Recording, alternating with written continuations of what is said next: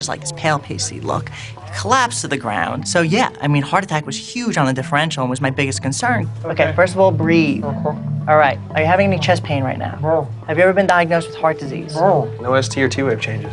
Let's send off a cardiac panel, CBC, CMP. I gotta find them attending. What the hell? What'd you do? Send him home early today? Yeah, I better go put on scrubs because I'm not going anywhere.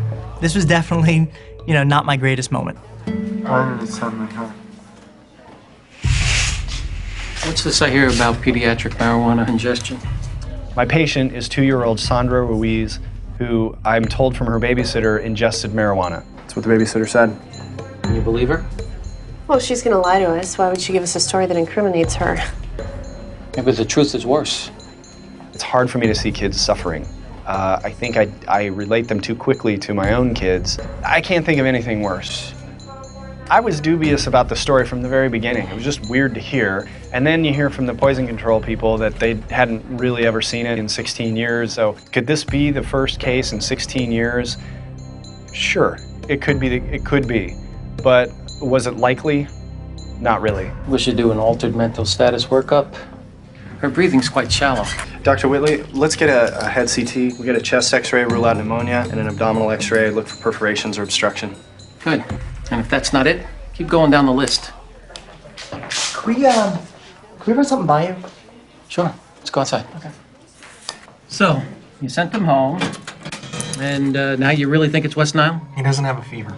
But he does have tremors. He's not even coughing, Charlie. Yeah, but he's got a headache. He keeps talking about this headache. So that's 2 out of 4 for West Nile. And both of those symptoms can present in just about anything else. Exactly. So let's go say hello to Mr. Gunderson. Okay, here's the deal. My elbow. Damn, he's seizing. Lorraine, 2 milligram lorazepam, IV stat. You don't get seizures with West Nile. You do if it progresses to the brain. So when he came in 4 hours ago, he was virtually asymptomatic, and now he's got West Nile encephalitis. Is it? No, not likely, no. Any ideas then? We get Paul Gunderson's seizures under control, and I make a sickening realization. 2 milligrams out of Ativan.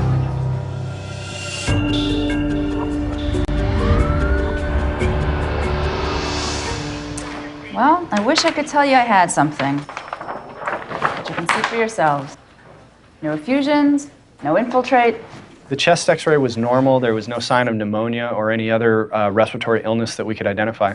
And there was no damage to her mouth and esophagus. If it was something caustic that she'd swallowed, you usually see evidence of that. There's no obstructions either. You better find a yes somewhere. Let's get her up to CT.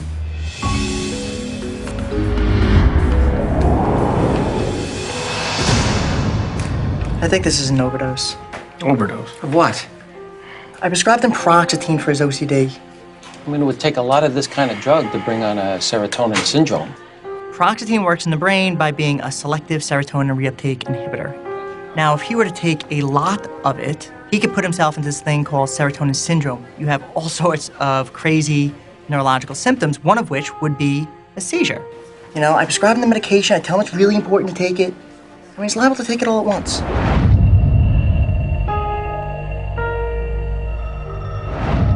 Seen stable patients do crazier things. I'm telling you, that's what it is. He was fine earlier. At that point, it wasn't a matter of feeling bad. It was a matter of making sure he was okay. You feel bad later. At the time, you just want to make sure the guy lives, and then you'll deal with all your, guilt later on. Lorraine, set up for a gastric lavage, please. You need me, you page me.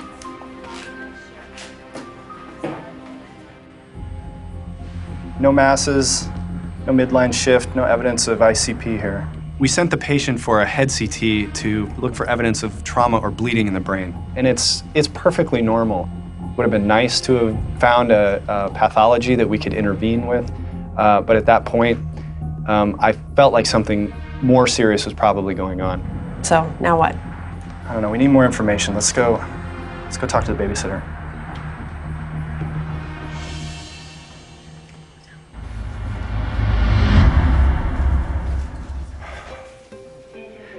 Sandra's not doing well. Okay, you're the only person who can give me any information here. I need you to be honest with me, okay? Did you have any other drugs with you besides the pot? No, Was there anybody else in the house with you? Maybe a boyfriend? just David. Did she get in any other rooms in the house? Could she have gotten into maybe her parents' medications? Any cleaning supplies, maybe?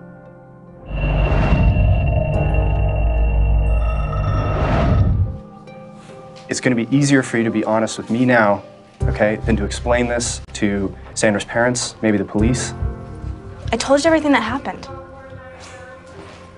Well, that's it. Nothing else coming up. He's totally emptied out. I don't see any pill fragments, do you? Nothing obvious. The first step in dealing with something like this, an overdose, is to get whatever is in his stomach out before it gets absorbed. Lorraine, send these canister contents to the lab, please. I want to see some pill fragments because if I see pill fragments, I know what I'm dealing with. I'm dealing with an overdose. Charlie, take a look. He's 180 over 100 5 minutes ago. Yeah, well, you got to expect him to be a little Well, look at elevated. it now. So while we're analyzing the stomach contents, Stark points to the blood pressure monitor. And it was elevated, which is not a big deal. I mean, the guy just had a seizure. He's going through all this other nonsense. I would expect it to be elevated. But what happened next was his blood pressure dropped. And it didn't just drop a little bit, it dropped a ton. Oh, that can't be good. His blood pressure's all over the place. All right. Well, if he keeps going down this road, he's going to need dopamine. So we should have that ready. This is one of those situations where you pretty much have nothing to go on. And me being a inexperienced doctor, I mean, I'm an intern, I don't really have that much experience to go on, so I go on numbers. And that's something you definitely cling to a lot more as an intern than the attendings who have just seen things and they could feel it out. I can't feel anything. Did you list any emergency contacts? Yeah, daughter. Tori Gunderson. Okay, let me give her a call.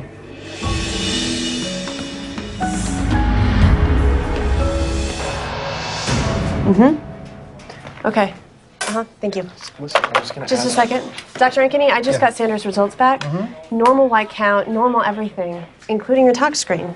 Negative for THC? That's right, no marijuana. There were no drugs in her system. There's a part of me that was happy about that because I didn't really know how to treat that. There was a part of me that was very unhappy about that because then it's like, well, now what do we have? Doctors, she's desaturating. Her blood pressure's down to 60 over 30. Respiratory rate's dropping.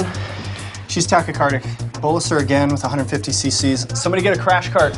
When your heart rate goes up, we call that tachycardia, and it can mean a lot of things, but it typically, if a person is laying in bed and they have a high or a fast heart rate, you're immediately worried. Anna! Anna! Mom! Mom! Are you okay? Okay? Where is she? Things are getting very serious, very fast, faster than we would like. The baby is crashing, and it's a prelude to a person dying. Excuse me, pardon, code blue? Oh my code God. blue in the ER.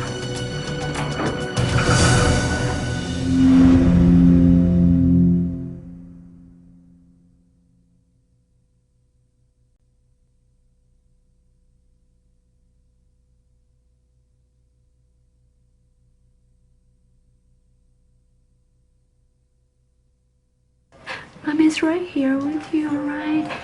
Just wake up now. Sandra Louise is taking a serious turn for the worse. We've managed to stabilize her, and now I need to get a complete history from her parents as quickly as I can. Can you give me 5 minutes, please? Yeah. I know. Can we step outside and talk just for a minute? What's taking so long? Look, I understand, okay? I'm sorry. I'm doing everything I can. Right now, I need more information from you, okay? I need to know if you've started your daughter on any new foods. Is No. she appetite changes, nausea, no vomit? foods, no eating disorders, nothing like that. I need a babysitter, gives our daughter marijuana, and we get the Inquisition. The thing about the dad is that he just kind of blows up, and that's not the kind of person that is very easy to interview or interact with. Listen, you need to focus on your daughter, not your babysitter. Do you understand what I'm saying? Your daughter, okay? Focus.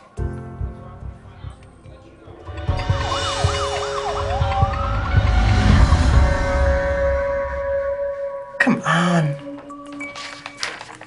We need something to work with here. So, in just 4 hours, Paul Gunderson has gone from a headache to being deathly ill. And we have no clue why. Time screen's negative. There goes the overdose. White blood.